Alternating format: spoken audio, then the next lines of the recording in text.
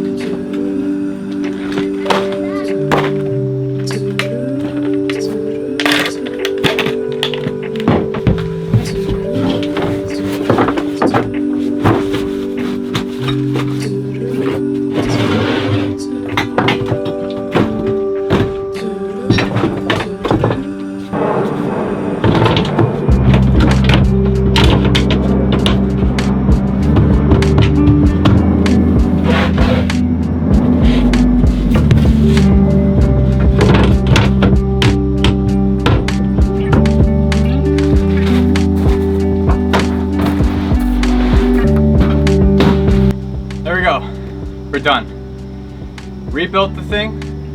Essentially, we fixed it. And then repacked the entire truck. A lot of stuff we can take out though.